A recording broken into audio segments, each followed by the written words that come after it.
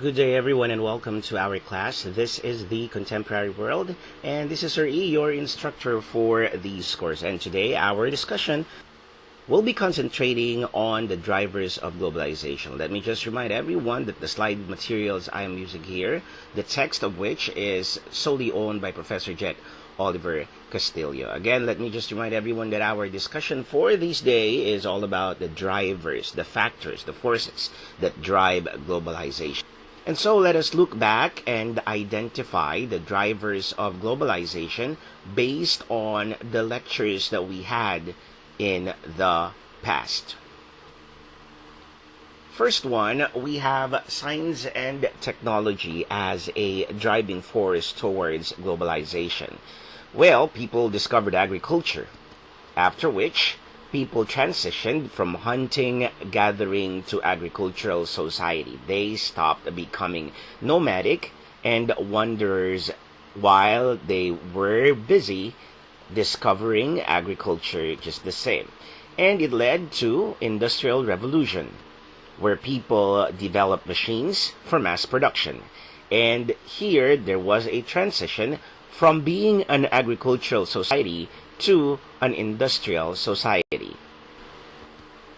Also, there was the discovery that the world was round, and it made people aware of other continents and people therein. And there was the discovery of fossil fuels, particularly of coal and petroleum. And these led to and boosted the Industrial Revolution. The invention of advanced transportation also paved the way of globalization through science and technology.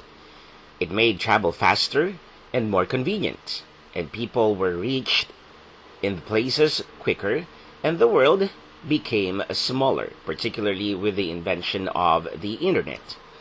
And it led to space exploration and space travel.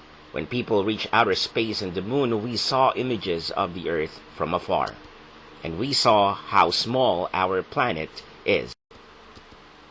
It also led to mass communication. The invention of the printing press, the radio, and TV enabled people to send messages globally to mass audiences. The information technology, the invention of the computer and the internet made the world even much smaller. The second driver of globalization is trade, where merchants brought goods from one continent to another, causing awareness of other lands and cultures. The spice trade served as the catalyst for the age of discovery and age of colonization. Trade in the modern times causes foreign product to flood into the local markets of several. Next, we have colonization and neo-colonization. When a kingdom or empire conquers another one, they impose their political, economic, cultural, and social systems into the colony. Thus, there was the spreading of their system. In a way, it led to globalization. The Spaniards spread their religion, Catholicism, while the British spread the English language, and the Americans spread the American way and the American pop culture. Next, we have migration as a driving force for globalization. People moved from one place to another, bringing along their ideas, their culture, and their technology. The transatlantic slave trade brought African people and culture into the Americas, and the Jewish diaspora made the Jews spread all over the world. Next, we have wars and revolutions. Wars causes borders to fall, people to migrate, and new systems to be imposed upon nations. The French Revolution ushered democracy into modern Europe. The Russian Revolution put into orbit communism in Russia. The Chinese Revolution put in power the communists in China. And communist takeovers in Cuba and Vietnam were the results of which, while aftermaths of World War I and World War II established new world orders.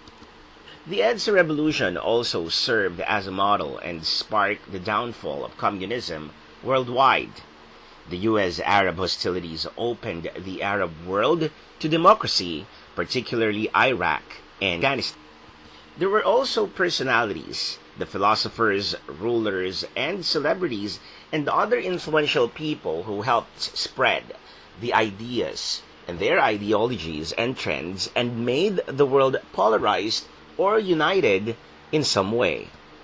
Karl Marx, Confucius, Mohammed, Jesus Christ, rock stars, movie actors, celebrities, in all their powers and glamour, helped in the spreading of globalization, and these were the driving forces of which world organizations were also driving forces of globalization.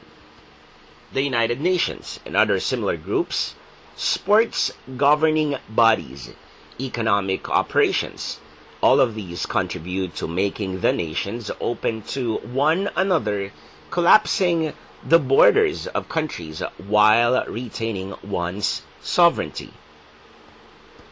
Also, in times of disasters, humanitarian inter-nation interaction becomes more prevalent. Example, the flooding of Ondoy in the Philippines, where humanitarian efforts were given not just by the fellow Filipinos but also by different organizations, world organizations.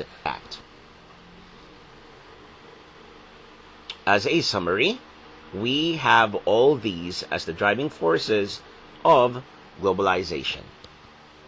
What causes globalization?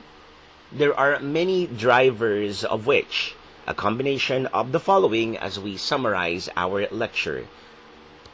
We have science and technology, trade, colonization and neo-colonization, migration, wars and revolutions, personalities, and world organizations. Again, we have science and technology, trade, colonization and neo-colonization, migration, wars and revolutions, personalities, and world organizations. So these are the drivers of globalization.